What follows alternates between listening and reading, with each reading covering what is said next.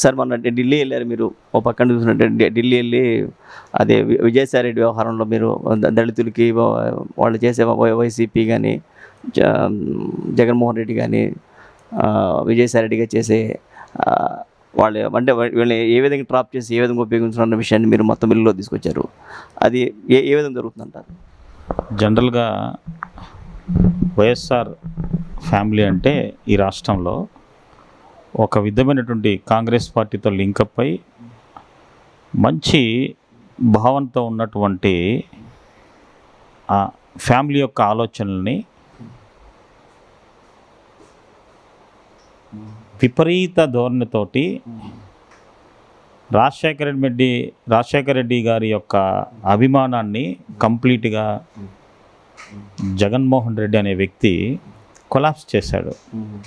ఏంటంటే ఒక చిన్న లైన్ ఏంటంటే సింపుల్గా మొన్న జరిగినటువంటి శాంతి గారు ఆవిడ ఒక మంచి ఎంప్లాయీ, పేద రకం నుంచి వచ్చినటువంటి కుటుంబాలని ఎలా టార్గెట్ చేయాలనే దాని మీద ఒక పెద్ద లైన్ ఉంది ఇక్కడ. ఎంత ఘోరంగా వీళ్ళు ప్లాన్ చేశారంటే సుభాష్ రెడ్డి అనేటువంటి అడ్వకేట్ని ల్యాండ్ దీని మీద అతన్ని అడ్వకేట్ జనరల్ చేసిన తర్వాత ఓన్లీ ల్యాండ్ టైటిల్ దాని మీద చేసినటువంటి దాంట్లో ఆ అమ్మాయిని మెల్లిగా తన యొక్క బలహీనతనో లేకుంటే ఏదో పర్సనల్గా ఆమెని వీళ్ళు లొంగ తీసుకొని ఆవిడ్ని బలవంతంగా ట్రాప్లోకి తీసుకెళ్ళి వాళ్ళ జీవితాన్ని, ఇద్దరు భార్యాభర్తల జీవితాన్ని నాశనం చేయడానికి ఉపయోగపడారు. దీంట్లో ప్రధానమైన పాత్ర ఎవరిది? చేతక్ బాయ్ అంటే ఎవరు? విజయసాయి రెడ్డి. మీరు ఎస్ఆర్ నగర్లో చేతక్లో తిరిగేటువంటి వ్యవస్థ నుంచి ఈరోజు 4 కోట్లు 5 కోట్లు బెంజీలు ఎక్కడి నుంచి వచ్చాయి? సరే, ఓకే, మీరు వ్యాపారాలు చేసుకున్నారు, మంచిది, మేము ఎవరమేం మాట్లాడం. కానీ మా పేద పిల్లలు కడుపు కొట్టడానికి మీరెవరండి? మేము రాజ్యాంగపరంగా మేము తినకో ఒక పూట తింటే 2 రోజులు తినము కొన్ని సందర్భాల్లో. అటువంటి కుటుంబాల నుంచి వచ్చినటువంటి ప్రొఫెసర్ గారు కానీ మేడం శాంతి గారిని కానీ మీరు ట్రాప్ చేసి అన్యాయం చేశారు.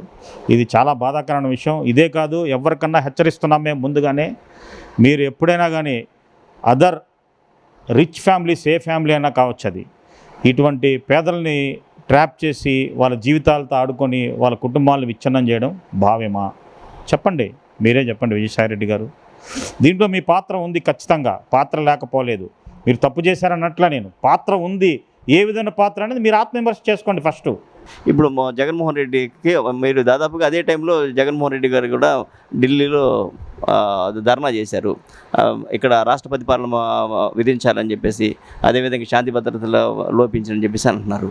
దీన్నే గవర్నమెంట్ వచ్చి ఎర్లీ అండి, జస్ట్ 1.5 month బేబీ గవర్నమెంట్ వచ్చి ఈ చిన్న ఇంత కొలాప్స్ అయినటువంటి, పూర్తిగా కొలాప్స్ చేశారు ఆర్థిక వ్యవస్థని కానీ ఇంకోటి కానీ. అంత అప్పు చేసేసి, సరే అప్పు చేసావు, ఓకే, కాదనట్లేదు. ఇప్పుడు ఒక స్టెబిలిటీ వస్తుంది గవర్నమెంట్లో, ప్రజల్లో ఒక నమ్మకం ఏర్పడింది. ఆర్థిక వ్యవస్థను తెలియకోకుండానే నార్మల్ ప్రజలకి ఆర్థిక వ్యవస్థ పెరగద్దని ఒక ఆశతోటి, బలంతో పబ్లిక్ రోడ్ల మీదకి వచ్చారు. ఇప్పుడు మీరు ఎక్కడో ఏదో హత్యలు జరిగాయి, దొమ్మిలు జరిగాయి, ఇవన్నీ చెప్పేసేసి రాష్ట్రపతి పాలన, ఇవన్నీ ఎంత సిల్లీ థింగ్స్. మీరు చేసిన చాలా విషయాల్లో అసలు ఎస్సీ ఎస్టీలకి చేసినటువంటి అన్యాయము, మీరు చేసిన అన్యాయాలు 1, 2 కాదు, మొత్తం ఈ పేదలకి ఎవరైతే ఉన్నారో బడుగు బలహీన జాతులకు సంబంధించినటువంటి పేద వ్యవస్థనందరినీ కొలాప్స్ చేసేసారు మీరు. అసలు 3 రాజధానులు ఏంటంటే అసహ్యంగా, అసలు 3 రాజధానులు ఏంటి చీప్గా. అసలు రాజధాని అనేది ఒక్కటే ఉంటుంది మన దేశంలో. మన దేశ యొక్క మామూలుగా మనం తీసుకుంటే ఎక్కడైనా కానీ మనకున్నటువంటి స్ట్రక్చరల్ మూమెంట్ ఎప్పుడైనా కానీ ఒకటే ఒక రాజధాని ఉంటుంది. 3 రాజధానులు ఏంటి? అసలు ఎవరి గురించి మీరు ఇంత కష్టపడి ఈ వ్యవస్థనంతా నాశనం చేశారు? రోడ్స్ లేవు.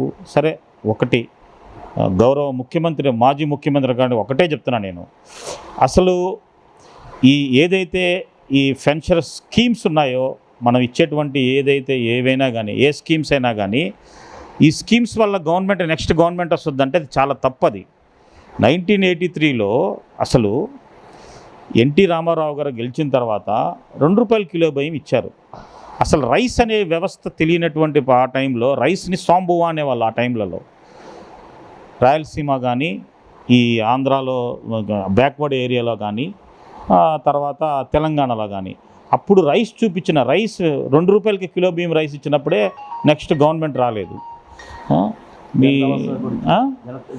జనతా వస్త్రాలు పెద్ద పెద్ద అప్పుడు ఆర్థిక వ్యవస్థ బ్యాలెన్స్డ్గా ఉన్నా కానీ ఆ టైంలో ఇచ్చినప్పుడే మీకు నెక్స్ట్ గవర్నమెంట్ రాకోకుండా వెళ్ళిపోయింది. ఎప్పుడైనా కానీ మనం ఇచ్చేటువంటి ఏ స్కీమ్స్ కానీ ఓట్లు పడవండి. జగన్మోహన్ రెడ్డి గారు ప్రజల యొక్క మౌలిక సదుపాయాలు ఎప్పుడైతే మనం ఇవ్వగలమో, ఉద్యోగం కానీ ఏవైనా కానీ ఇవ్వగలమో అప్పుడు మనకి ఎంతో కొంత శక్తివంతమైనటువంటి వ్యవస్థ తయారవద్దు. కానీ ఎప్పుడు కానీ నేను ఇస్తున్నాను, బటన్ నొక్కుతున్నాను, నాకు ఓట్లు పడతాయంటే చాలా తప్పది. ఇప్పటికైనా కానీ మీరు నేర్చుకోండి. మీరు గూట్లో ఉండకోకుండా బయటకు వచ్చినా కానీ ఇప్పుడు వచ్చే మీకు ఎలాగూ 40% ఓటింగ్ ఉందని మీరు అనుకుంటున్నారు. నాకున్న పరిజ్ఞానం ప్రకారంగా అది మొత్తము కాంగ్రెస్ పార్టీ యొక్క ఓటింగే. మీకున్న ఓటింగు జస్ట్ ఓన్లీ 6% అనుకోండి. ఎందుకంటే మీరు కొంతమందిని మీ వర్గాన్ని తయారు చేసుకున్నారు కాబట్టి మేము కాదనట్లేదు. గతంలో మేము కానీ వైసీపీలో వర్క్ చేసాం, మేమందరం బయటకు వచ్చేసాము. మీరు చేసినటువంటి కొన్ని ఇటువంటివే అసలు మనకి ఏ డెవలప్మెంట్ లేకుండా పిల్లలు మొత్తం రోడ్డు మీదకి వచ్చేసేసారు. ఆల్మోస్ట్ ఆల్ డెవలప్మెంట్ అనేది మీరు చెప్పుకోలేకపోయారు. నేను ఇది పలానా చేశాను, ఎప్పుడు పొద్దుగులు నేను బటన్ నొక్కుతున్నాను, వారికి ఇచ్చాను, వారికి వెళ్ళిపోయినాయి డబ్బులు అనేటువంటి ఆలోచనతో ఉన్నారు తప్ప మీరు మీ కార్యకర్త యొక్క బాగోళ్ళు ఎప్పుడు చూడలేదు, ఇంకెప్పుడు చూడరు. మీకు అవకాశం కానీ లేదు. కాబట్టి మీరు ఇప్పటి నుంచే ఎర్లీ మూమెంట్ నుంచే ఈ రాష్ట్రపతి పాలన ఇవన్నీ అనవసరం అండి. మిమ్మల్ని ప్రజలను నమ్మే పరిస్థితి లేదు. మీరంటే భయపడిపోతున్నారండి. జగన్ గారు మీరంటే భయంతో అల్లాడిపోయారు. అసలు మీకు ఎప్పుడెప్పుడు మిమ్మల్ని ఇంటికి పంపించేయాలా, గవర్నమెంట్ ఎప్పుడెప్పుడు ఇంటికి పంపించాలనే ఆలోచనతోటే చేశారు. కాబట్టి మీ ఇటువంటి ఆలోచనలని విరమించేసి ఎప్పుడైనా అసెంబ్లీ జరిగినప్పుడు చక్కగా అసెంబ్లీలోకి వచ్చి మనకున్న ప్రజా సమస్యల గురించి మాట్లాడండి, ప్రజల గురించే మాట్లాడండి. వ్యక్తిగతమైన విషయాలు మాట్లాడొద్దండి. దయవుంచి మీరు ఎక్కిల శాస్త్రాలు మానుకోండి. దయవుంచి నేను ఒకటే మాట మాట్లాడుతున్నాను. మీ గురించి పొగడుతుంటే నవ్వుకుంటా కూర్చోవడం కాదు. అసెంబ్లీ మీకు ఎందుకు ఇచ్చింది?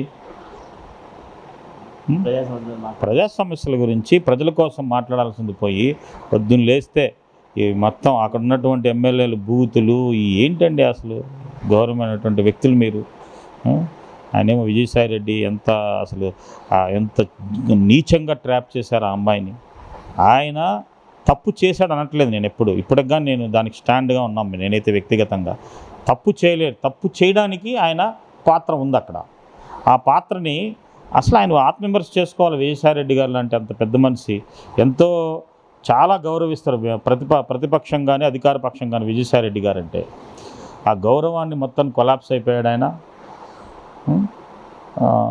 వీళ్ళ వల్ల మీకు జగన్మోహన్ రెడ్డి గారికి ఒకటే చెప్తున్నాను, విజయసాయిరెడ్డి గారి వల్ల ఒక్క ఓటు రాలా మీకు. మొత్తము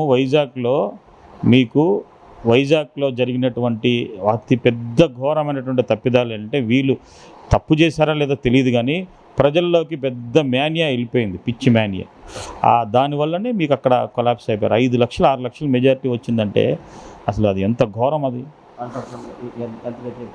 అసలు కంప్లీట్గా విజయసాయిరెడ్డి సార్ చేసినటువంటి తప్పిదాలు. తర్వాత సుబ్బారెడ్డి గారు వచ్చారు. అంతా వాళ్ళు అక్కడ మీ పార్టీ డెవలప్మెంట్ కోసం ఎవడూ కష్టపడలేదు. ఎక్కడ ఏ ల్యాండ్ క్యాప్చర్ చేయాలా, ఏ విధంగా ఉండాలా, ఆ ల్యాండ్ని ఎట్లా మనం ఇది చేయాలనే దాని మీద వర్క్ చేశారు తప్ప నిజాయితీగా చేసినటువంటి ఒక్కరు చూపించండి నిజాయితీగా చేసింది.